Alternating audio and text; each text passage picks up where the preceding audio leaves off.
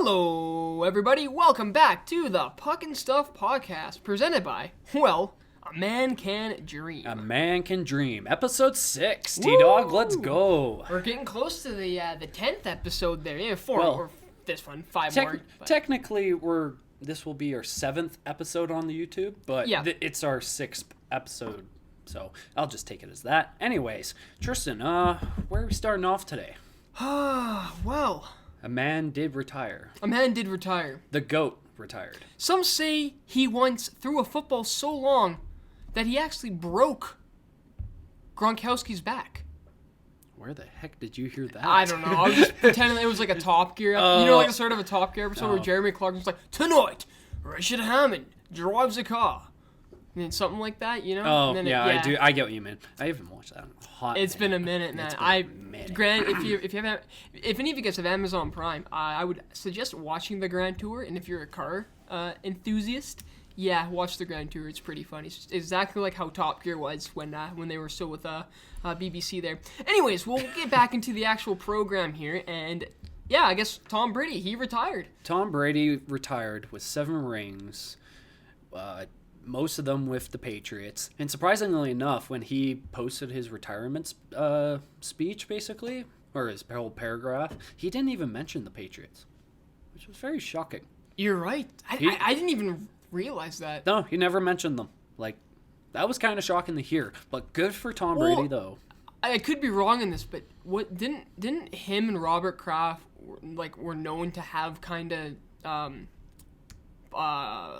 what's the word? Kind of disgruntlements with each other. I don't actually know. I might be putting words in the mouth, but I can't give you an honest answer on that, No. to be honest. But anyways, back to Tom Brady. What a career! 7 rings with 2 different teams, and he led the NFL in passing yards. I also believe he led the league.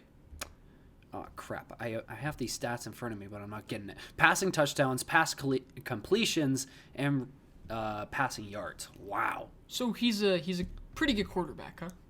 Yeah, I would call him the GOAT of quarterbacks in the NFL, 100%. He is the enemy of like thousands upon thousands upon thousands of sports fans. Yeah. Because every NFL team has been through like those glory days of the Patriots once, man, and never again would you ever want to verse them. No, never. It's just, like we were saying in our predictions, that's why I honestly thought he would win one more and then leave, because you never bet on you never don't bet on him. Well, apparently I was wrong during the playoffs because I betted with Tom Brady and then the Rams won. So same with me. I mean the Rams are still looking good, man. I cannot wait for a Super Bowl. It's going to be hype. Phenomenal. Cannot wait.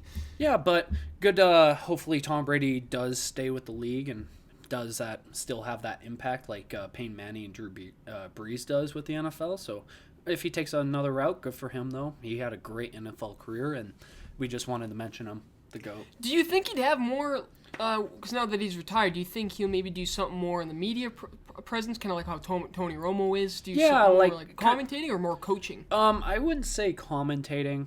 I wouldn't even say coaching to that extent, because I can't even think of any players that became head coaches at the top of my head. There might be some. Yeah, I can't think of any right now. But I can't think of any at the top of my head. But still, hopefully, best in his whatever he does next. That's the best I can say. But anyways, Tristan, you want to jump right back in the Flames recap now? Yeah, Flames hockey. So, last game until after the Ulster break here, the Flames beat the Coyotes 4-2. Now, one thing I got to say about this game is that it was a dominating Flames game, and they honestly should have scored way more than 4 goals, and they kept it close. The Coyotes kept it close. Not in the shot column. Definitely not the shot column. But goal-wise, it was Flames score, and then I think Galchenyuk scored, and then Flames scored again, and then Keller scored for the Coyotes, and then it was kind of like 2 goals, and there were so many attempts, for example, Phil Kessel, where he missed that shot, an open net on Markstrom, that could have easily been anyone's game for that, but Blake Coleman had a really good game. Yeah, 3 because points. he was the first one to score, and then it went Elias Lindholm, and then the second it was Chris Tanev off of that screen. It was a really good screen. That was a good and then Blake Coleman in the third again. Like, It's a decent did you see that Blake Coleman hit in the corner? Yeah, it was such a good hit. I was like, ooh. I'm telling you, that's why I love this signing. I know he finally is getting the goals, but I know he's not scoring as much as like we want him to with the contract. But he is just such a gritty player. I just love the way he plays. His style is just exactly what a playoff team needs, man. I really think he can help the team go over a hump, go over that hump with the playoffs. You know, I mean, of course, we won't know until time comes. Even if it does, right? We think they will, but. Yeah, Flames did get 50 shots that game. Yeah, well, that's another... They should have scored a lot more, though. Another topic of conversation, right? It's like, you look at the shots. Okay, so go with the goaltenders here. So Kirill Vermelka, who literally kept the Coyotes in this game, 46 saves out of 50 with a .920 save percentage. That's a good up-and-coming goalie, man. Coyotes have promise with players. You know, they're definitely going to, like, trade a bunch of their players. I know Chicken's out. I think Keller's been looking to be moved as well eventually here. Kessel as well. Oh, yeah. So we'll see about that, but they have some pieces that, you know what, the rebuild might be not as long as you might expect it. Maybe not as long as Buffalo's or Edmonton's, at that. Markstrom had 26 saves out of 28 there with a .929 save percentage. Another pretty good pretty good. Oh my goodness, can't even speak today. A pretty good performance by Markstrom. He did have some good help with the defense, but there was a few times where, like I said, Coyotes could have easily made it 3-2.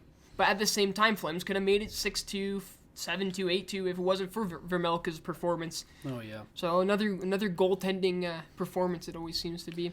I'm very shocked that we actually did start Markstrom again in this because he hasn't gotten a whole lot of rest, and obviously during the Dallas game he couldn't play the third period because he was exhausted, and I'm surprised our backup didn't get to start that game. But hey, we got a win, and I can't complain about that. We got a nice little break during the All-Star game, and now we're halfway through the season. Well, it's funny because we keep talking about, because we're worried, right? We're like, okay, you keep playing the same goaltender, are you gonna tire him out, or are you gonna injure him? But it seems like Markstrom can take it. Yeah, I mean, he's proven that he can take it. We keep saying this every episode.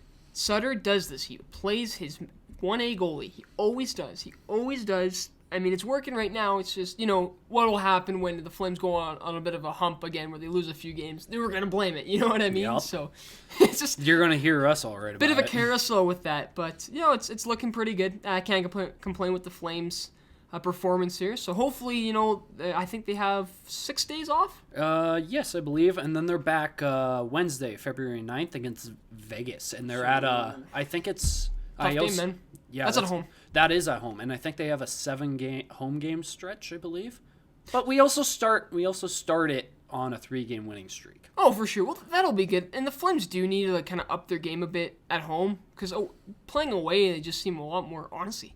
They seem better. There's a lot of games where they play very confident away. It's almost like they like kind of being the spoilers, So hopefully they can get the dome rocking and get a winning streak going, and then get back into a Pacific seed. Because I honestly think without the code restrictions, Flames would probably be like second or third in the Pacific Division. Heck, maybe even first, right? You never know. Yeah. But actually, the Flames haven't. I know they haven't been playing at home a whole lot lately, but they're not even doing that bad at home. They're 7-4-4 at home, and they're 16-9-2 away. But I guess you know what it is too. We haven't played at home. The home size sampling. You got a point. The home size sampling isn't as much of an abundance of home games as there are away games. So that's probably why it looks. But like I said, we watch the away games. They play some pretty confident teams. It's like, it's always nice seeing them like take the life out of the building. Oh yeah, especially some teams like the Islanders game it makes me come to mind, right? You're playing spoiler there. Those fans are rocking. Oh yeah, they're rocking. But louder than any Canadian fan base, I'm telling you. Well, there's a couple of reasons for that, but I won't get into that. I don't need to. But anyways, yeah, it was a great it was nice to go into the break with a win, especially against the worst team in the league, basically, at this point. And I guess we come back, and Gaudreau has his fun at the skills competition, and then we go back and verse Vegas. Woohoo! Get to listen to some Machine Gun Kelly. Oh, boy. Oh, man. They honestly, I love the All-Star weekend. Like, I think it's good for media, and it's good for, to grow the game, but to be honest, they gotta kind of increase entertainment value because the skill, it's just getting kind of old. But what would you change from that, though? We were talking about this. I think this would actually work. If you had a 3-on-3, celebrity versus players, who wouldn't pay money to see, like, Bieber get cranked in the corner by I'll be Alex Petrangelo? I think Bieber's a good musician. Some of his music is bopping, I'll be honest. But seeing him get cranked by, like, oh man, but like, yeah, no, he would never make there, but can you imagine? He can't make the All-Star game. I'm trying to think. I mean, only if. Even McDavid throws hits. Maybe he gets some. Maybe Matthews. They're friends, right? Favor, maybe. They're friends, right? Matthews would probably do it, but so things like that. I mean, I think do more with the goalies, right? Have the goalies do some player position. I think that'd be hilarious. Seeing like goaltenders play like as forwards or defensemen, that'd be pretty funny. It would be pretty Something funny. about the pads, it's just like entertaining. I think as well, I think they maybe need to do a bit more player and fan interaction there. I mean, they do, but I mean like on the ice, like when you're like watching the actual skills competition of the game. I think the fans need to be involved with it more. Maybe even do something where a lucky fan wins a prize and they get to like be on the 3-on-3 team. Oh, that would be. Wouldn't that be kind of cool, right? It would be cool. Get to have some people, you know what I mean? Like you get like, you can have some really cool stories with that, right? Yeah. I think stuff like that would be pretty cool. But yeah, honestly, I think they just need to switch it up a bit because it's repetitive. And repetition can only be enjoyed so much. But some things are you enjoy, right? Actually, that's repetitive, but that I just don't agree with it. Also, I've been noticing that on the other side of sports, like for the NFL, the NFL has their basically all-star, or I guess they're having the Pro Bowl right now because just before Super Bowl they do a Pro Bowl and they get all the players through best players of the season and they do a whole bunch of funny competitions. Like I remember back in like 2000s, they did some really funny ones like. They would get the quarterbacks all together and who could throw it the farthest. They would like throw bombs and it would be like 70 yards. Imagine that with Mahomes and all the young QBs that could just throw a bomb down the field. That would be funny. One thing I like about the Pro Bowl is they do the dodgeball tourney. Yeah, they've been doing that for so on ice long. Would be funny, man. I'd love that. I don't know if that would like show off their angles and skating maneuvers or anything, but yeah, that would be actually pretty funny. You who'd win that? Makar probably with his skating ability. My Cale goodness. Makar. But his transition game is phenomenal. Yeah, but Tristan, should we jump into our first segment, or do you have any last words about the Flames recap? Well, okay, I guess with the Flames, I mean, like I said, doing pretty well. I literally cannot complain. I think what we'll have to look for is when you come back from the break, hopefully you're not too tired from having that vacation. I think Sutter will put him back into gear and they'll be back out. Vegas will be a tough team though. The fact that it's gonna be your first team back and the fact that Jack Eichel might be on that team playing.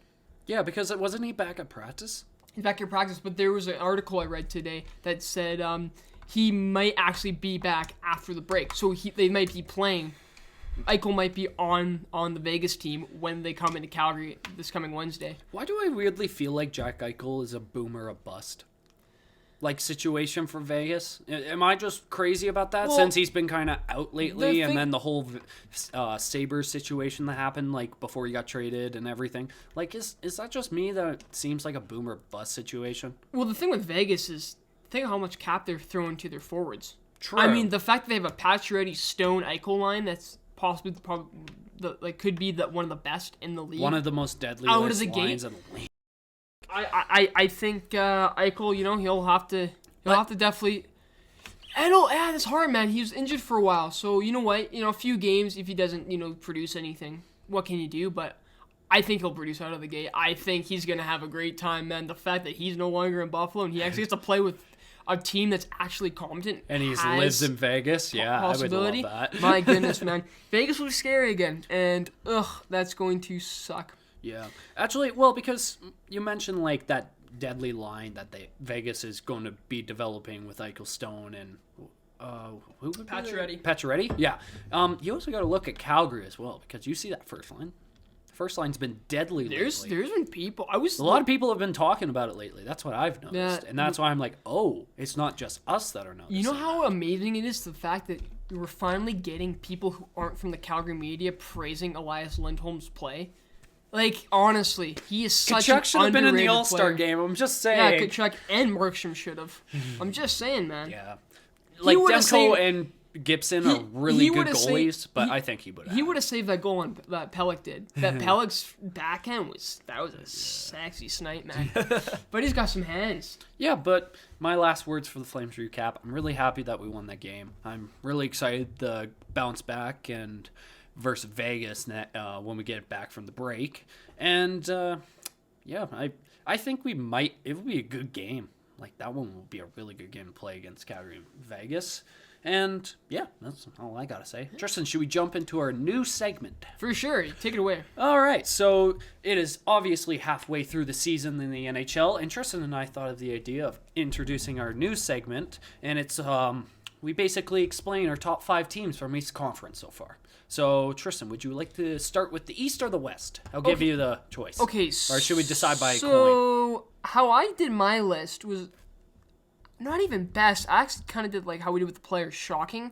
Oh, yeah, sorry. I mean, like, to put it in better words, basically the most shocking teams of halfway through the season, the most shocking teams that in a good way or a bad way. That's a better way just to kind of describe spice it. it up. Sorry. It's kind of like, for me, like doing this list, I'm like, I kind of like did that in my mind automatically, but it's honestly a hard list for me to pick. I might keep changing this in my mind as I go, but what do you want to? We'll start with the West Conference there, right? Yeah, sure. right, You want to start at number 5? Yeah, for sure. Okay, so number 5. This team right now is 18, 17, and 7, 43 points, and they are 7th in the wild card. So this team is the Winnipeg Jets. Ooh. The reason why I picked Winnipeg as number 5 is, okay, I remember at the start of the season, Elliot Friedman comes out on the Hockey Night in Canada panel and says Winnipeg will be the best Canadian team in the league. And it seems like it's backfiring on that a bit. Now, yeah, Winnipeg's had a bunch of injuries. Their defense is crumbling a bit with those injuries. But I honestly expected Winnipeg to just be way more consistent. And this, I mean, it says right here with their record, it's just not showing. Yeah, 100%. Connor Hellebuck is, he's not having his. He looks like he's the only one producing. Yeah. Got Connor. Connor's got his goals and stuff, of course. But Yeah. I think Winnipeg, I think there's a lack of defensive depth right now because of the injuries, and secondary scoring seems to be kind of lackluster as well. And then you also have Connor Hellebuck not playing like Connor Hellebuck back there. No, exactly like I was saying. Like, it's not a career year at all for sure. And if he was having a career year, goodness, imagine what Winnipeg would be like right now, man. God. That dude can carry a team, or can carry a game sometimes. Oh, 100%. Like I said, I don't have too much else to say with it. I thought they would be much better. I don't honestly expect them to like make a big surprise comeback or anything when it comes to the second half. Maybe if they do, I'm wrong. Perfect, another segment to talk about. But yeah, Cool. well, maybe Winnipeg just needs to go back to the drawing board a bit. Maybe get some more depth pieces when it comes to the trade deadline and the free agency. Yeah, 100%. What's your number 5? All right, so number 5, this team is 16 wins, 23 losses, and they have 39 points, and they sit 14th in, I have it as overall conference, so they sit 14th in the conference, and it's the Chicago Blackhawks. Oh, boy. Oh, boy. Well, okay, so to start off with this team looked like it was going into the rebuild phase because obviously it was end of an era for Jonathan Toews. You sent Duncan Keith off to Edmonton. Crawford left. Kane's aging, and they're picking up prospects at this point, right? It looked very obvious that they were going to a rebuild phase. Nope. In the offseason, you signed Fleury. Obviously, I get it. After Crawford left, you needed a goalie. You got him for free pretty much. Pretty much, yeah. You got him for free. But then you give Seth Jones that crazy contract of like $8 million for like 7 years. think it was like 9 mil. Was it 9 mil? I can't even remember. I can't remember exactly. Friendly man, but I know what you mean. Seth Jones, and they bring his brother Caleb in from Edmonton, right? Because they needed to make some cap room. I'm also checking his contract. Yeah, Chicago. It's a confusing. You know what it is? It's the fact that they had a little bit of oomph to them during the bubble playoffs, but I feel like a general manager smart enough would know. Looks at that and is like, oh no, it's not close. They need to rebuild. They have to. It's aging core. It's just there's and the fact that you're kind of wasting Kublik's career, man. Yeah, or not Kublik. Sorry, DeBrincat's. Well, Kublik's a great player. You can get some great assets for Kublik, but DeBrincat, man, he's a pretty phenomenal player, man. He can put pucks in the net. True. Do you want to hear Seth Jones' contract? Yeah. So for this year, he's getting paid $5.4 million because that's what Columbus was paying him. Oh, okay. But then they added the extension to him, and he's getting $9.5 million for 5 years. Oh, it's even worse than I remembered. Yeah, it is way worse. And they still have Kane and Taves for 2 more years at $10.5 million. What do you think happens to Kane and Taves? Do you think they retire, or do you think I feel like Kane. So probably. I feel like Kane might stay depending how terrible the team. I think John Tavares retires at Blackhawk. Yeah, I agree too. And I think Patrick Kane either stays this year on that team or waits until he becomes a free agent that goes somewhere else. I could see him free agency maybe wanting to try somewhere else, maybe just for one more cup. They don't even have their first round pick this year. They have their second and 3/3. Ooh, wow. That is tough for Chicago. I would not be happy if I was a Chicago fan right now. Yep. That's for sure. Chicago, man, they're in a bit of a pickle. So hopefully they can, get out of it soon, but I'll never understand why you would go after that with Seth Jones.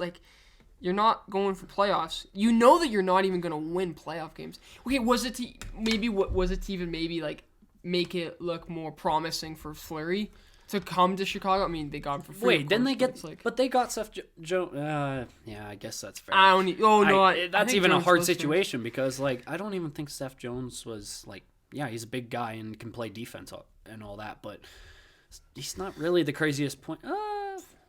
He is. He's putting up 29 points in 42. He's not, but he's not playing worth 9.5 mil. No. I think everyone agrees with that.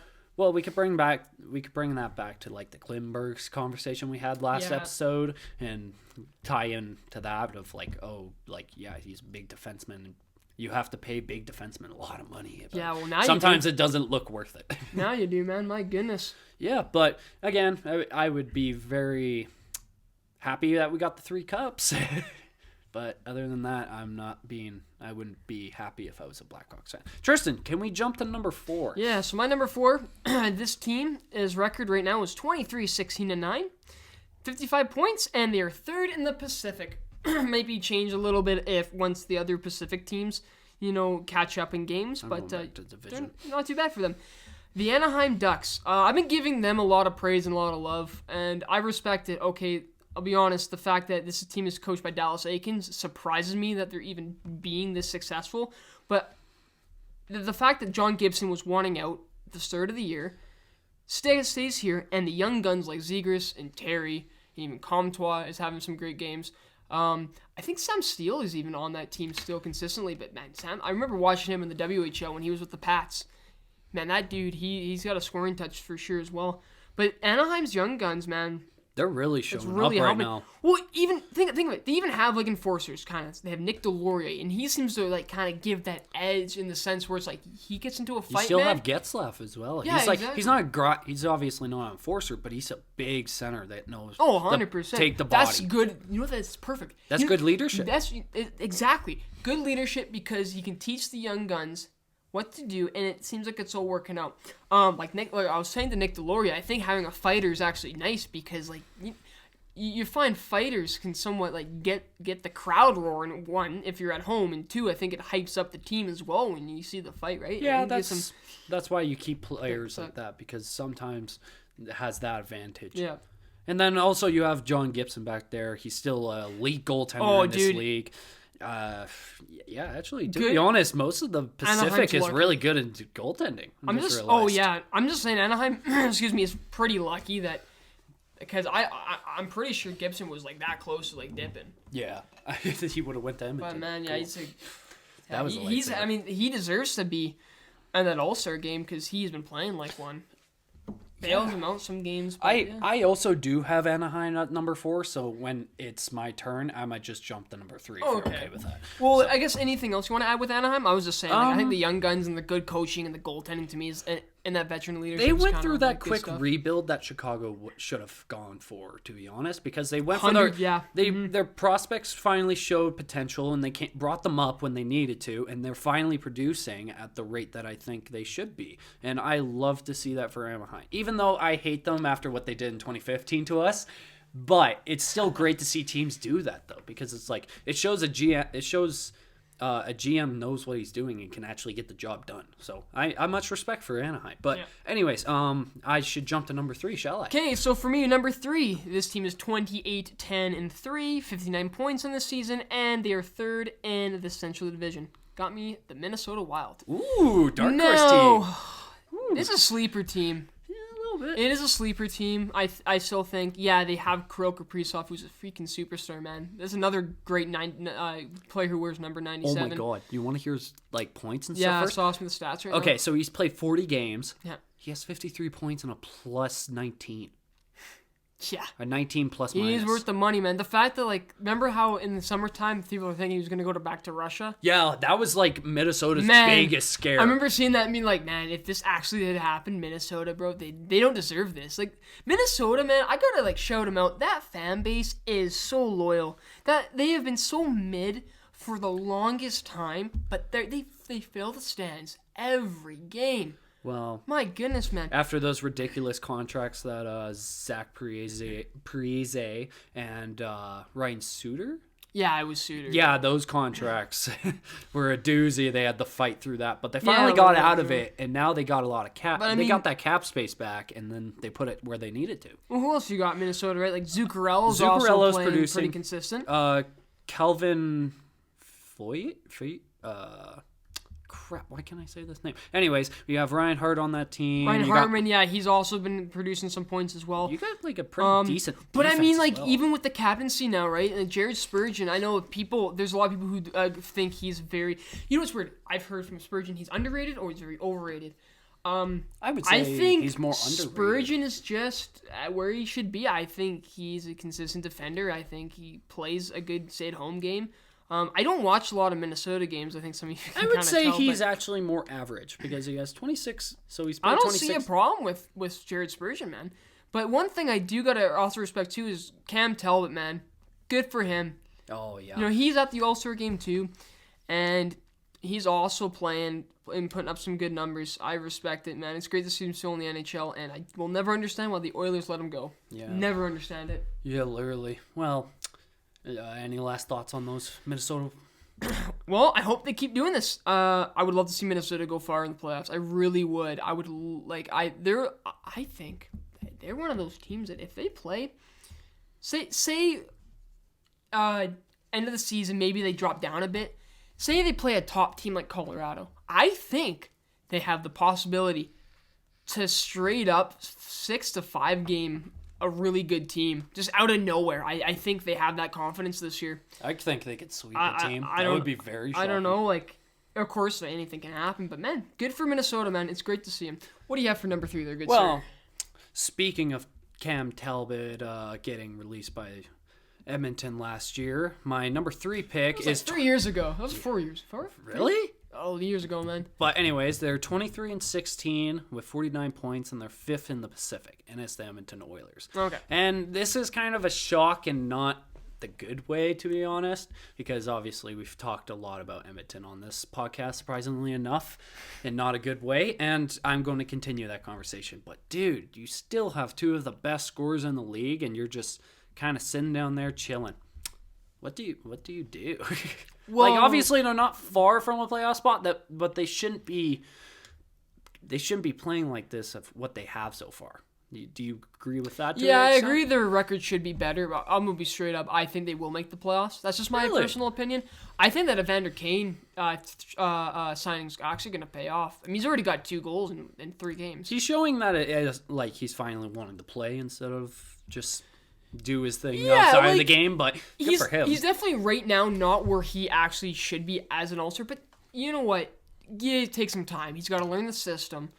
Give it a few games, and then we'll see how it is. But he's already got 2 goals, so it means he's in the right spot. You know what I mean? He's doing better. I'm very happy. I think with Edmonton, it's forwards who score more. They're on a better streak right now. That Flames game really did help them. Koskinen's actually playing better than he used to, so that's really good. I think we both agree. I think the goaltending's a big problem, and same with their defense a little bit back there. But it's weird, man. It's always the same conversation every year. So actually, hopefully something changes. Evander Kane actually has played 3 games and he has 3 points. Yeah. So he's going a point per game. So I'll give him that. Hart Trophy candidate? Yeah, but you guys have heard us ramble on against Edmonton and their flaws through this few episodes of podcast, but I won't say much more. And Tristan, we shall jump to number 2, shall we? I can see why you put him at number 3, though. Like, it really is. The fact that it's like kind of like last year or something's got to change, like big. Maybe it's not even Draisaitl or McDavid leaving or wanting out. Maybe it's even something big with like the boys club, but yeah, no, something definitely will change if something doesn't happen. Anyway, so my number 2 there, this team, I'm actually still shocked how they're 14-4 is their record, 60 points on the season, second in the Central Division. This is the Nashville Predators. This is the Matt Duchene Revenge Tour. This dude's putting up, I think, 22 goals. You can search it up there for me, but I thought I got you, fam. He's finally scoring again. He's getting his scoring touch back, and it's working. They have one of the best rookies on the season right now, Tanner Jeannot. He's been very prominent. UC Soros is literally Pekka Rinne 2.0. Like, great goaltender. Also in the All-Star game, well-deserved. That is very shocking. Roman Yossi's also showing that he is still one of the best defensemen in the league. Got nothing bad to say about Nashville, man. They're just playing a hard game. Winning games. It's very shocking to see Nashville take a turn like this because after 100%. After 2017 against Pittsburgh in the finals, they kind of took that slope because PK Subban was on his way out, and it looked like a lot of people were on their way out. Like Pekka Rinne even retired, Then you see this flip around of Roman Josi, Forsberg, and Duchene coming back playing again, like they actually want to win, and that's a great look for Nashville. And I'm kind of happy they did because I actually do like Nashville a little bit, and I can't really hate on them because like Nashville's cool. You can't really hate on it. Like Music City, the fans are good. Remember when they score and it's like the I like it, I love it, I want some more of it. I tried so hard. I can't remember all. I can't get enough. Wait, don't know what it is about the Predators scoring, but I like it. I love it. I want some more of it. There we go. Yeah. No, but like their fans, when it's like when it's like that's one. Thank you, goaltender. May we have another? Their fans during the playoffs were so funny. You suck. And then they said the goaltender's name against Chicago. Remember that series against Chicago? When they swept them, we lost our minds back in like grade 11. Oh man, memories. Good stuff. They also have as a backup, they have David Rich. Yeah, they have Riddick. Yeah, they have Riddick. I didn't know that. Huh? Good for him. Yeah, I'm glad he's at least got a position, man. Riddick didn't deserve what we did. Well, I mean, screw him over. It's just goaltending things, man. So Nashville, them in Minnesota, they could easily go against a team, play them hard, and like squeak out a round win or two, man. You're kind of right. They are sleeper teams in this one. Nashville could also beat the Avalanche. I don't think they would. I mean, the reason why I keep saying the Avalanche is because, okay, in my opinion, they're the best team in the West. I think they are the second best team in the league, and I think this is their season to really make a name with the core that they have. I think they're already having the regular season, but of course playoff is a different thing. Yeah. Because it doesn't matter sometimes how well you do in a regular season because obviously you're best in the league, but sometimes that doesn't matter because you start 0-0 once you get in the playoffs. Nothing else, no matter what you did in the regular season, once you hit playoffs, it doesn't matter. 100%. That's what it matters. So what's your number 2 there? Well, actually, I think you and I actually switched these around, but my number 2 is Colorado. Oh, okay. Because obviously, so I looked at Colorado last year, and obviously how well they did, and when did they get kicked out? Didn't they kicked out third or second round last season? Because I think they lost to Vegas. Yeah. Oh, that was a second. That would have been second round. Yeah, sorry. Because Montreal, out of all teams, beat the Knights. Oh, yeah, 100%. But, like, Colorado last year was already, like, a true contender. But, obviously, they couldn't make it that far. And then they finally got that goaltending situation dealt with back there. Because they sent Grubauer to the Kraken, right? Yeah. And they went out and got Darcy Kemper. Which actually screwed the Oilers up.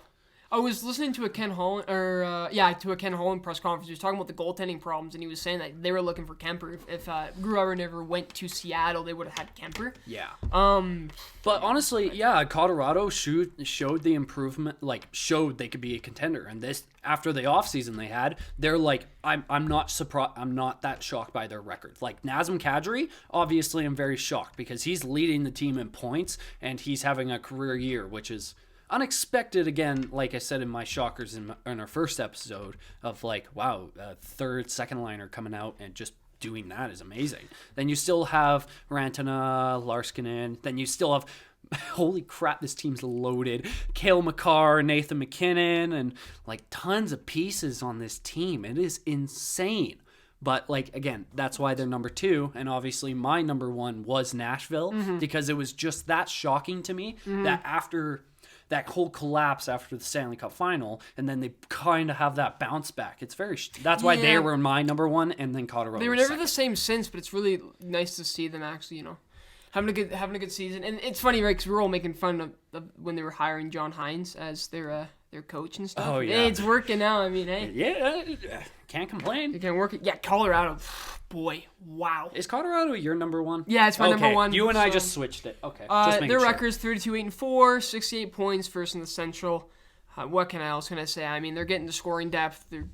Goaltending to me isn't actually as prominent as it was with Grubauer, but I mean, they're still having games where Kemper's playing very consistent.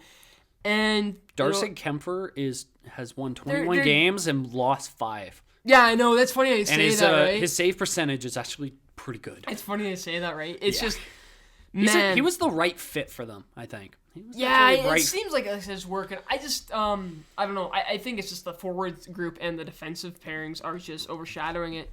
Honestly, when you have a forward group and a defensive group like that, sometimes the goaltending isn't your biggest concern. No. Obviously, you don't want to get a crap goalie back there, but if you get a mediocre goalie that can still save when he needs to win cups, you want a goaltender that will save it when you need it. Well, let's see what happens in the playoffs, to be honest, but I don't know. Do you see Colorado making it all the way? Right now, are you confident? Now, yeah. I mean, I think, do they make it out of the West? Probably. I'll make predictions later, but they're looking so good. Nothing bad to say. Tristan, should we jump over to the East because we just finished on the Eastern West? Conference? Yes, the Eastern Conference. There's this conference was a little bit more interesting.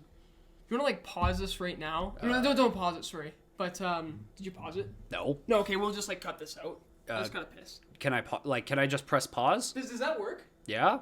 Okay, cool. Hello guys, welcome back. So a little quick story here. We recorded this episode Friday. Yep. It is now the Tuesday after, and the second part just got deleted somehow.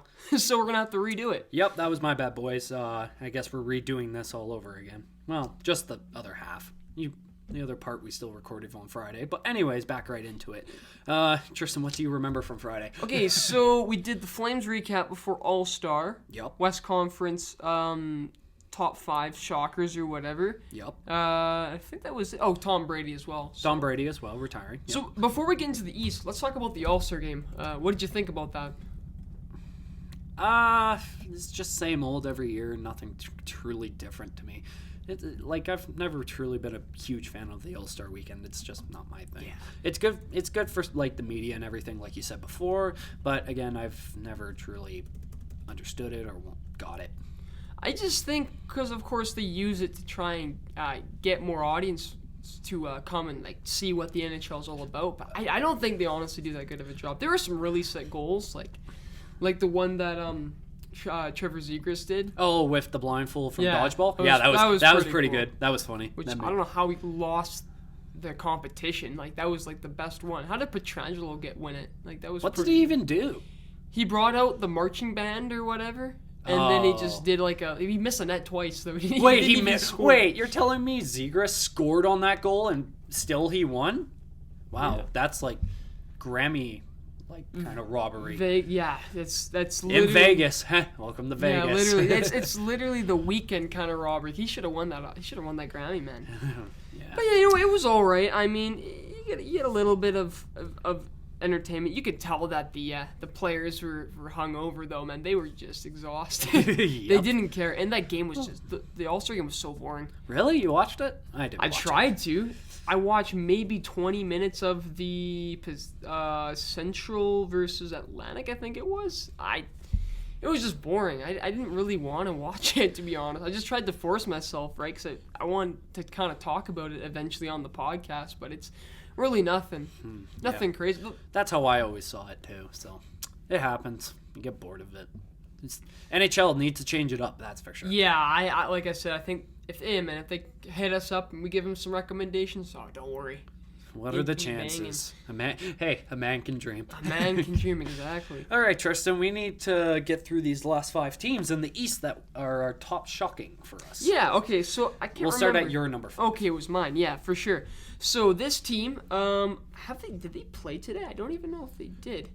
But this team, from that time of the recording, was 26-14-3, 55 points second in the wild card spot in the Eastern Conference, and this is the Boston Bruins. So the reason why I put them at number 5 is simply because, you know what, they've always been in that kind of consistent pace. They've always been a playoff contender.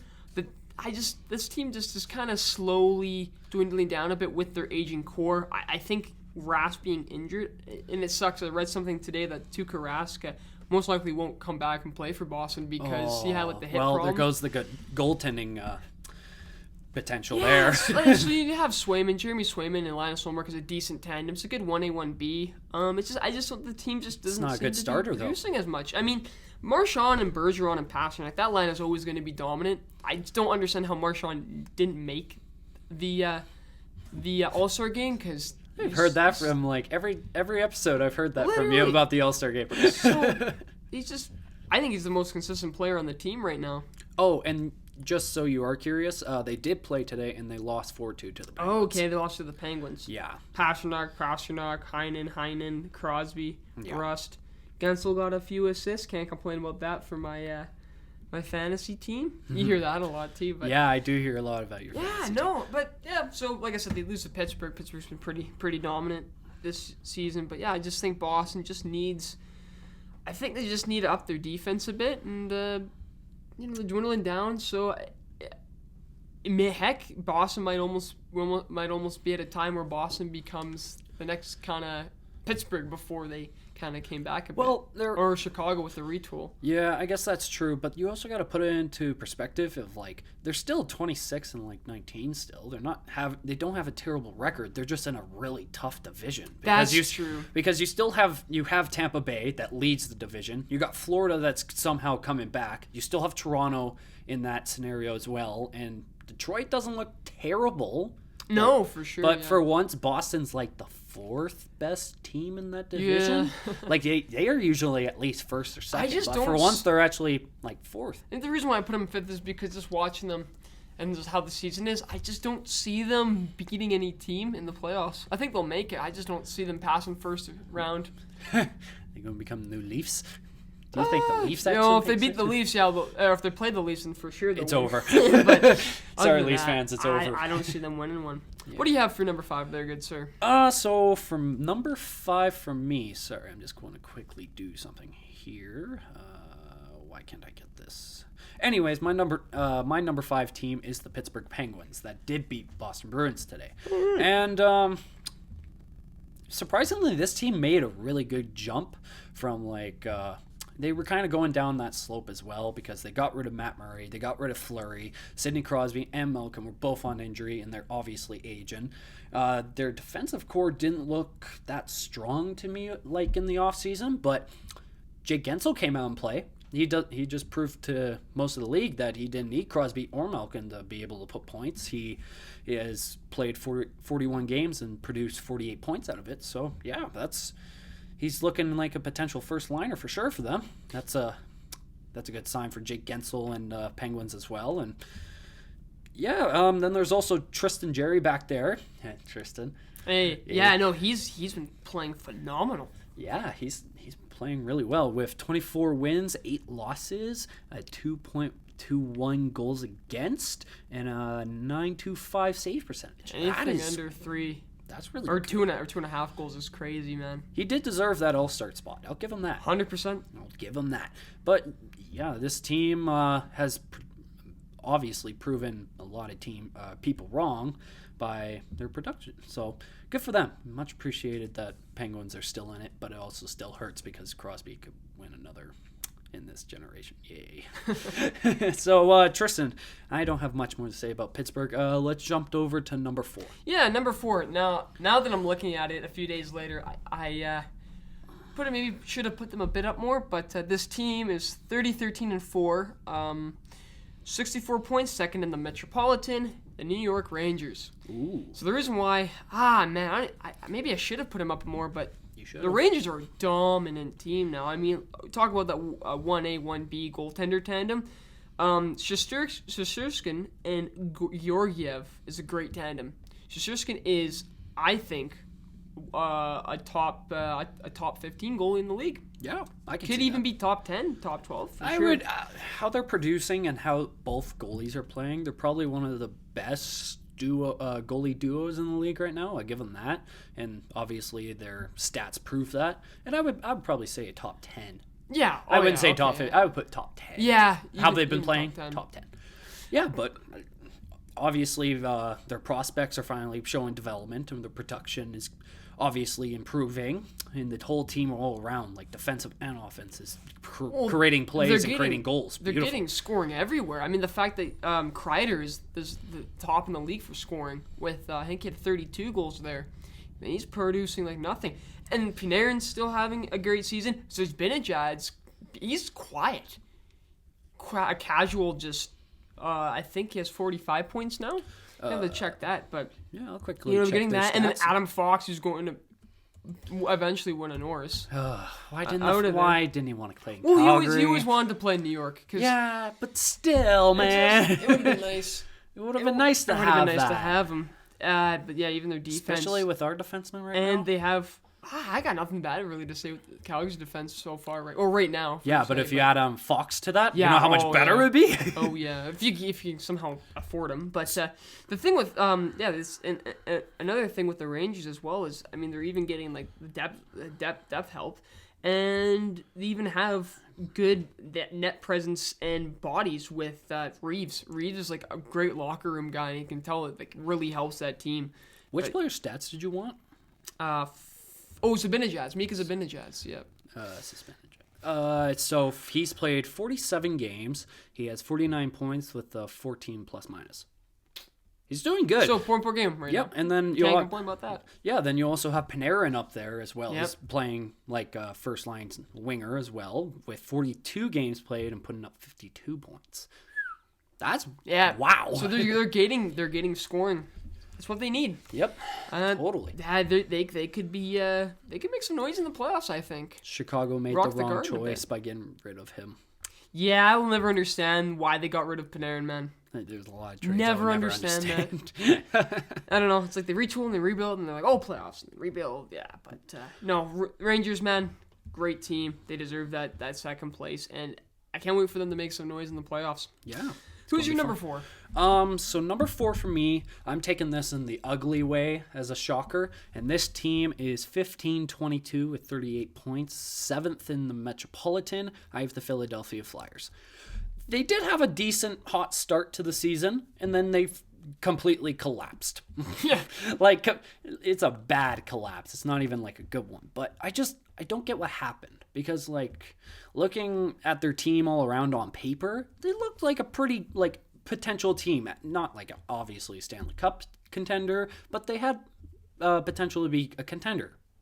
They just went the complete opposite way, and I just don't know how because you have the young gun in Carter Hart at goalie, and he hasn't been producing what they want from him recently, which is very shocking to hear. He's 9-14 with like his stats like goaltender's not even that bad because he has just doesn't have a team in front of him. Yeah, to he play really for. because he's like has a 2.0 or 80 goals against, and then he has a 9.15 save percentage. He's not even doing like terrible. Just the team in front of him's kind of lacking. I think it's always gonna hurt them, or always gonna like haunt them at the fact that they picked Patrick over Makar. What could they? Right, because Patrick's gone. Could have had. Patrick's on the Knights now, and it's like Makar's lighting it up with Colorado. Oh, yeah. And they did a little bit of a team. I don't even want to say if it's even a retool, but you get rid of Voracek and Gostisbehere, you bring in Atkinson. Atkinson is the leading points on their team. So it's working for that sense, but they're just not getting the rest that they need. I think it's also they even depth. have not Aaron Ekblad. They have Keith Yandel, who I actually thought would have added a bit more of defensive depth per se with that team, but it just doesn't seem like that team. It doesn't seem like Ristolainen never really worked there.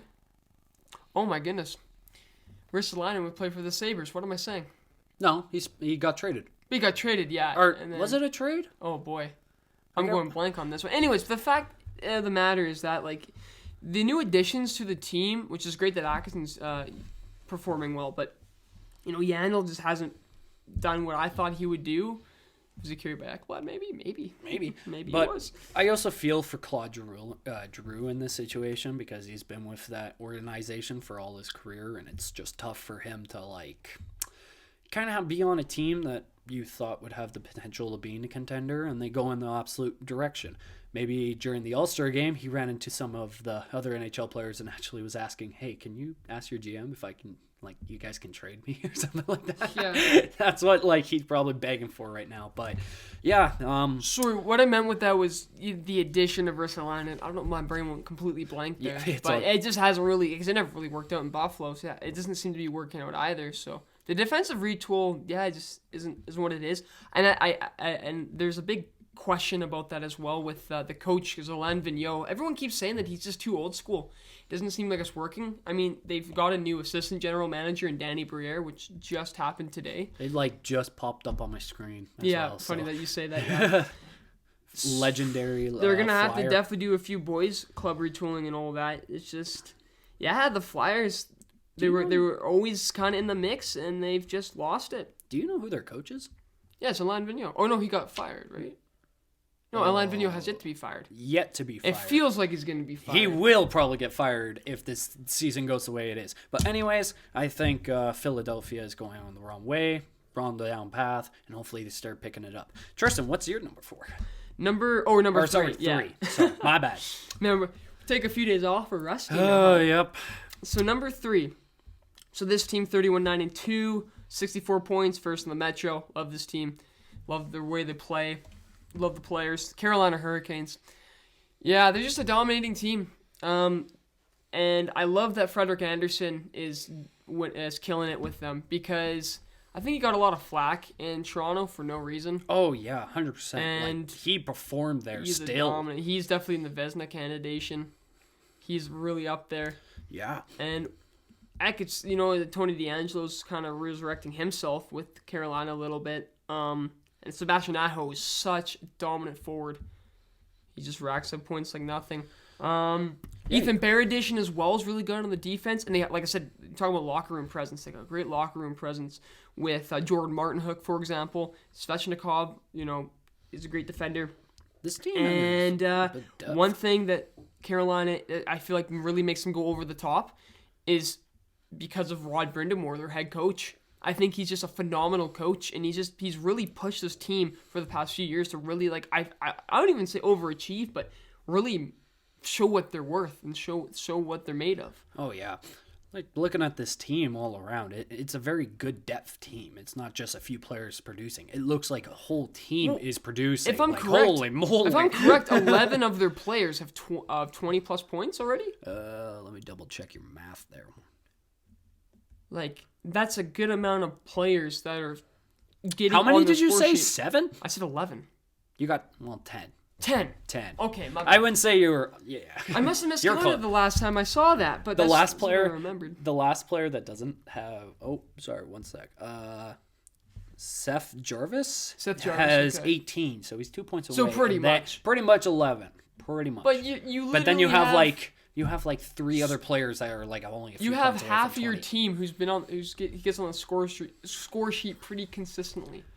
Cannot complain about that. I wouldn't complain about that either. I kind of forgot Jordan Stahl was still on this team. I thought he got traded, but then there's like three brothers that keep moving around the league. So it's Eric Stoll's with Team Canada out in the Olympics. Oh, right yeah, now, right. So. That's true. What's the other brother? There's Jordan, Mark. Eric, and Mark. Oh, where's Mark? Is he, Or did he retire? is it Minnesota? Ooh, or no, I cannot remember. Huh, that might have to be... You have to check that out, actually. Someone in the comments actually mentioned to us where the heck he went. I can search it up. But yeah, anyways, back to Carolina. I just Next. got nothing bad to say about Carolina. I love that team. I just love the way they play. The fans are great. And, man, they'll also make a splash in the playoffs there. They're going to give some other teams a run for their money, though. I think that cup run is going to... I think they'll eventually go for a cup run. Is it this year? I mean, maybe not. Maybe They're in the right is. steps They're for in the it. right That's steps. It's for just sure. because there's a few teams that in this East that just...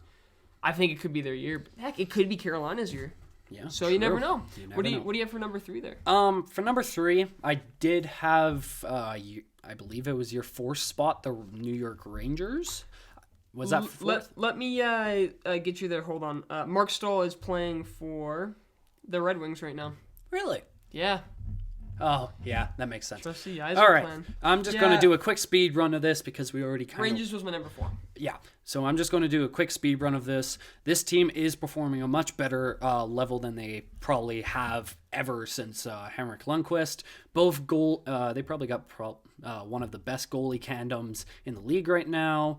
Like, amazing goaltending. They got like tons of depth on the line, and Panarin and that whole first line's playing potential. Like, overall, it's just a great team, and I could see this team actually taking a far, deep run into the playoffs. And to be honest, New York fans would probably need that right now, especially through the tough year that they went through. But anyways, I don't have much more to say. I already said my thing. Tristan, let's go to number 2.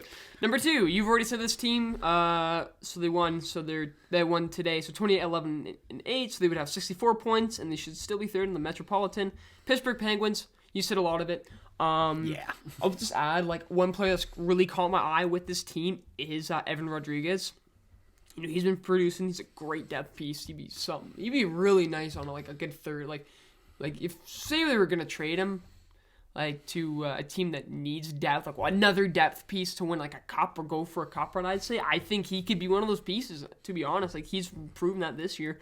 Yeah, Letang is like going in age, but he's not really declining much. No, I got much. Most of the players on that team look like they're declining and then just bounce back and like honestly, nothing. it's what's weird about it too. It's like it's true, right? Like Malkin and Crosby still produce points, but Letang was talked about when they won their cups, of course. But he just was always like kind of.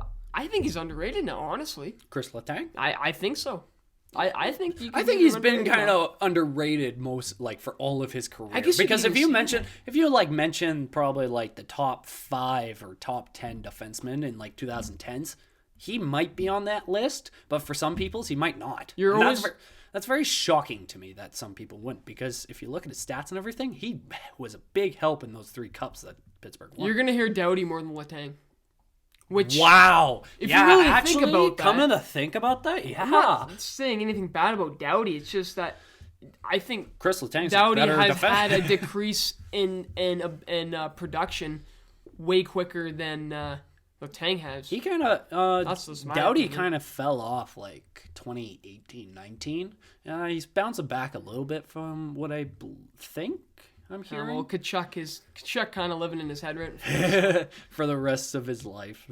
I remember that. That was so But yeah, funny. no, like we say, goaltending too. Gensel's also a great piece to that. Brian Rust too is having a good season. Yeah, Look at all actually, the yeah. pieces. Jeez. That's a really good Mike depth Sullivan, player. man, he just comes out of nowhere and still kicking it with them. You're number 1. Nope, I'm at number 2. Oh no, you're number 2. My bad, dude. We Wait, are that was so out of it. today. Okay, I'm actually going to do this as an introduction first. Okay, so my number 2 team is another slump team. They've fallen off the wagon bad. And they are 8-30-7 with 23 points. Last in the Atlantic, and I have the Montreal Canadiens. And today, they 30 lost losses? They lost 7-1 against the New Jersey Devils today. That's... Ew. So Without even Jack Hughes, because he's in COVID protocol. Exactly. Okay, let me get this straight. So you last season, you made it all the way to the Cup. You had your fans blowing up Montreal basically when you got past the conference finals. It wasn't even Stanley Cup finals. It was just conference finals against Vegas. And then you get blown out by Tampa, and you're like, oh, cool, we got the momentum now to make a break for it next year. Let's go. Price gets injured. Shea Weber gets injured. And they're bad injuries because they play. And Weber's most likely just retired. Yeah. Weber's going to retire. You don't know what's going on with Price. You lost what's that prospect's name that Carolina took? Jesperi Kotkaniemi? Yeah, you took him basically. They took that player from you in the offseason. You didn't really do much in the offseason, and then you come out and you're 8-30-7. Wow. It's been a weird... It's just like everything's been for the past 2 years. It's just a weird year for them. I don't even... Well, what do you do? I mean, because here's the thing. You make a cup run and then you go with the tanking so quick. What I think with Montreal is... You tank? This sounds bad. Best case scenario, Price leaves or retires from Montreal. Because you're gonna have to rebuild. Nick Suzuki is young, right? Yep. So is Ryan Poehling. Yep. Right? Gallagher, you could get some great assets for Gallagher because he's still a gritty player. You could probably get another first-round pick out of him if you choose the right team. Honestly, I feel you could get a few good things about him. Yep. I'm trying to think of who else like you could even deal with or even hold with the team. Cole Caulfield too, right? You know what? I think he'll be prominent in the NHL. It's a bit of a sophomore slump, I'd say, this year. I'm not gonna lie. There's also quite an old. You also have Caulfield. I was just talking about him. Yeah, but I was saying too, Trey Lekkinen and Ben Sherratt seem to want out as well. So I think honestly, best case scenario is that Price leaves. If he's healthy, he leaves, goes to another team, tries to get his cup, or retires for the Habs, and then they let go of older players with production, get some good assets, and just rebuild the team. Yeah, because you got a new coach with Dominic Ducharme, right? Bergevin let himself off because he wants to go out and do some other things. And then, right, so you have a new GM and all that stuff. And you have, tons of players. I think it's rebuild time.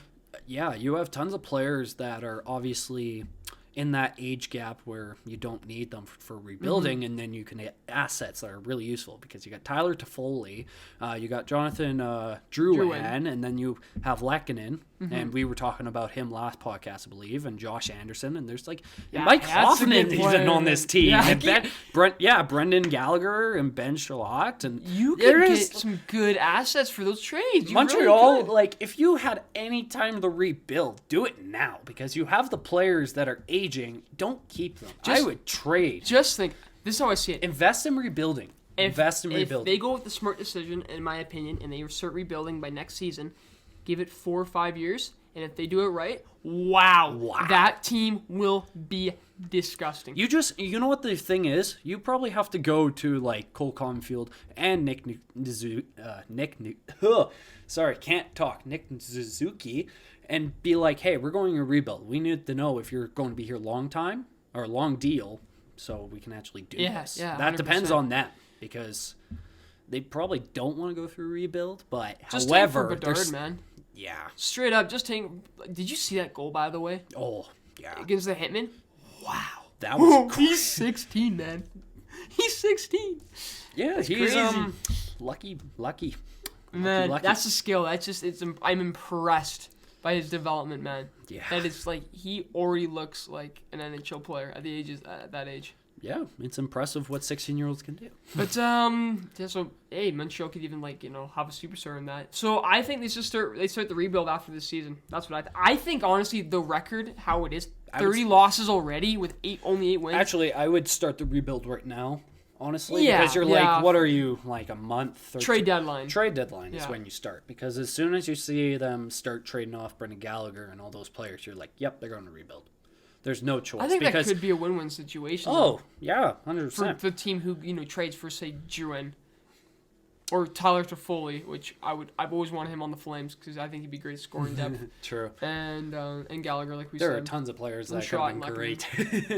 Yeah, but honestly, it sucks to see them like lose and do bad though. I got a bit of a soft spot for Montreal just because like they do have the most cups in the league. Yeah, that, and it's just I gotta love how passionate their fan base is. I really gotta. I mean, they can be crazy sometimes, but it's like Toronto. I gotta appreciate the fan base for sticking around. Well, a bunch Toronto of garbage years, Toronto fans kind of deserve it. But anyways, Montreal fans, I have a good rebuild. That's all I can truly say to you. But it's going to be tough, but every team does it. You'll get through it. Anyways, Tristan, let's go to your number one. Number one. All right. Man, I love this team, bro. I love just this. I'm so glad that this is the Florida team. Oh, I guess I already said it. Yep. This is the Florida team because this is also number one. Anyways, 32-10-5. They might have played today or yesterday. I cannot remember, but double checking. Okay, cool. So right now, or when we recorded, they had 69 points. Haha, nice. First in the Atlantic, the Florida Panthers. They did not play today. Okay, so there's 69 points first in the Atlantic. So my goodness, Florida, man. You get Sam Bennett, you put him on a line. He's a great depth player with when he plays Declare, like that. and I think is it Declare and Bennett? I can't remember what the line is, but dude, they're getting the scoring depth too. They're getting great goaltending. Spencer Knight will be one of the greatest goaltenders of our generation. I'm calling it right now. I really think he's that good of a goaltender. Bobrovsky's having a bounce back season. He's playing great, and their defense. Sasha Barkov. They have 12 players that have over 20 points right now. Maybe that was the team I was thinking about with the 20. Yeah. Wow. There's nothing bad about this team. No. Radko Gudas is there for enforcement. For once, there's no negatives to a team. And you know what? I'm just negatives. I'm thinking about this, actually. Think of all the teams we're talking about that are good. The majority of these that we're talking about in cup contention have that enforcer-like player. Enforcers aren't a thing anymore. But the closest you'll get to an enforcer is someone like Reeves Gudas. Lucic. Would you consider Maroon one? I don't know if you consider Maroon one. Patrick Maroon? Yeah, 3-time Stanley Cup winner Patrick Maroon. That's 3-time Stanley Cup winner, man. I would say he's. I wouldn't say he's an enforcer. But you know what I mean. Like I do. Nick Deslauriers. He's kind of a power forward. They're no cup. He's a power forward in tense because he still puts points up. To an extent. Not, like, obviously he's not putting amazing numbers, but he still produces at least 20 to 30-point season. He uses the body, right? So, like, I don't know. He's just an aggressive player that knows how to score. But anyways, back to Florida, right? Yep. It's just everything is working out for them. Wow. They're coaching Andrew Brunette, who was literally so this is what's crazy. They're winning.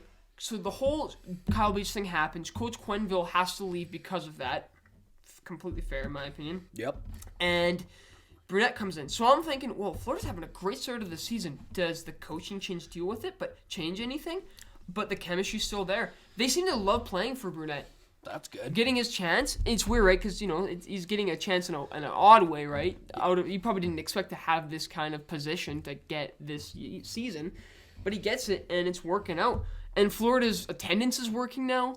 Kodak Black is going to their games. Man, like everything, it's a win. Florida is an actual W city. Or state. Sunrise, Florida is a W city. Rest in peace to the low attendance memes they used to have through basically all of the 2010s. Never again. Well, never again. Probably, hopefully. Probably in like 7 years. Probably it'll come back this in 7 team years. is going to be a cup favorite. And the Battle of Florida is going to be the greatest series this season. Do you think it will happen in the second or third? Would it be in the second or third round, or depending on standings? I think it's going to happen. Well, obviously they'll have to meet. So, I don't think Tampa has a true team in front of them that can beat them. And to be honest, the only team that has that potential is Florida. I don't see a three-peat, but It's one. So there's Tampa Bay second in the Atlantic. Yeah, so they're right behind them. So right now, Florida would play Boston, and Tampa Bay would play Toronto.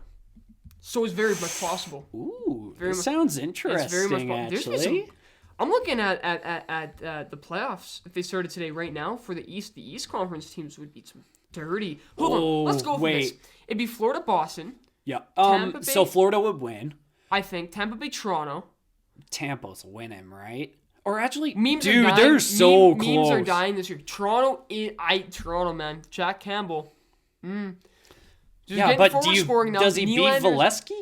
No. Nylander's looking good this year. He's helping with that. Oh, yeah. We had him on our Shockers in our first episode. But still, it's Toronto in the first round. Maybe they're not versing Boston, thank God. It could be the year, man. The way this year's going, it could be the year. I don't know. It depends if you beat Tampa. I think it all depends if you beat Tampa. Because if you beat a team like Tampa, you're gonna turns head quick. You're gonna go far because that's some momentum. Well, it's like what I said with Washington in the 2018 playoffs. I said if they beat Pittsburgh, they're gonna get the momentum and win the cup. Look what happened. Honestly, actually, this year looks really good for playoffs. I'm not gonna lie. Washington, Carolina would be good, and New York, Pittsburgh. That's great. That would look. The East looks good for playoffs. Wait, let's just do West here before we even finish off this list. Oh yeah. Colorado, Calgary. Haha. Redemption. Redemption. Oh, dude, Makar and McKinnon would probably score like 40 on us combined. Okay, honestly. So just before you do say it, I don't think Calgary sits here in second because there are a few games behind still. So they'll catch up and then they'll, But if they were to start today, right? Nashville, Minnesota, not bad. Vegas, St. Louis. LA, Anaheim actually wouldn't be. Battle of California. I don't seem right, especially because this would have been like great 10 years ago, 8 to 10 years ago, but it's not 8 to 10 years ago. Oh, wow, yeah. We're full rotation. This is weird. This is really weird. I mean, like I said, I think Edmonton makes the playoffs, right? So I think Edmonton's wild card. I think we're second in the Pacific in my opinion when the thing finishes, but there's still tons of time, so this list could change so quickly. Just, to be honest, the East Conference games look more intriguing to me than the West ones. Yeah. But yeah, Florida, man, great. Nothing. What else can I say about them? I don't even know. It's just this team's so good. They're so good right now. They score. That's all they do is score goals. And they know how to play defense, and their goaltending knows how to save. As simple as that. To go to a Panthers game would be much cheaper than a Flames game, a Oilers game, a Leafs game, a Canucks game, a Senators game, a Jets game. And you would actually get food and beer at a Florida game. Yeah, you could actually do it. But no, Florida, you're paying tickets for cheaper, and the production is outstanding right now. Every time I watch this team play, I'm like, man, I would kill to watch in person. If you lived in Florida, and you didn't really know much about hockey, which team would you choose, Tampa or Florida? Well, you probably if you watched it right. If you just watched both games, a few of both games, and you search up Florida players. Which team would you choose as a fan? It depends, where you live, of course. I think Tampa just because of the cups. It's not like, think of it, if you're a newcomer to a sport, it's not like you're gonna be like, oh, check out they're doing good this season. Well, maybe, but if you're so close to a team that's had more success in the long term of actual chips. Hey, I'm a Bengals fan. You're not a Flames fan. What do you mean? It's like this. Say you're just getting into football. You're probably gonna be intrigued into Tampa Bay, like the Bucks, instead of the Dolphins or the Jaguars. Yeah. Because look at the record the last season. Just success in the sense of more of a distance. Time frame, I guess, is what I'm trying to say. Yeah, I get what you're trying to say. Yeah. I just thought it would be a funny idea to bring that up. Anyways, Tristan, you got any last thoughts on this Florida Panthers team? I just want to go to Florida and watch a game. That would be fun. Seriously, man. Think of it. You go outside, you don't need, wearing a jersey must suck. In Florida, just with the weather. I think that's why they made those jersey tank tops. I'm kind of jealous about that. I'm not gonna lie. Yeah. You want to move to Florida? We get some palm trees. You know. Want to go to Florida? The jokes aside, wow. It's just I'm gonna fanboy over this team this year because I want Bennett to win a cup. He deserves it. That would be pretty cool, but again, I would love if my team actually won a cup for once, but who knows when that actually your happens. Bengals are winning. It doesn't matter. I mean, I know you're talking about the Flames. Wrong sport. I know you're talking about the Flames, but the Bengals are winning this year. You sure? I don't want you to jinx it, though. I think I'm so excited for that. I did say that the Rams would win in the prediction, but No, maybe I did say No, Bengals. you switched it. You said I don't know. It's the fact that it's like, yeah, it's a stacked team, but I gotta say the momentum pushing with Cincinnati, I really feel like, well, and their special teams is actually competent, unlike a certain team that I enjoy. But wow, we really switched sports quick. yeah, I know, literally. But anyways, Last thoughts. I think I've already said them, but yeah, good for them. Can't wait to see what they'll do in the playoffs as well. Oh, so excited. Yeah, but it should be a very fun weekend of football for 100% sure. We hopefully should be posting another video Wait, this didn't weekend. you do your number one? Yeah, we had the same number one. I completely forgot about that. It's all good. Man, we both talked about it. It's been so what, 5 days since that? Yeah. So it's crazy. Pretty much. Good stuff, though. Good stuff. Yeah, man. Yeah, boys. Thank you for catching into another Puck and Stuff. We're sorry that we kind of been delaying. We're kind of lacking on you guys. Sorry about that. But thanks so much for still listening to us and us ramble about sports. If you like us and aren't annoyed by our voices yet, please leave a like and a comment, and a subscribe would always be nice. Tristan, take it away. Yeah, for sure. Well, thanks again for all the support, guys. Much appreciated. Like I said, if you guys want or want to suggest anything, just leave it down in the comments there. We have an Instagram. Follow it at Puck and Stuff, and we should be getting our Spotify account out soon. And hey, might even get a few visual aids in there as well. So look out for that. All right, guys. Have a good rest of your night, and we will talk to you again soon. Peace. See ya.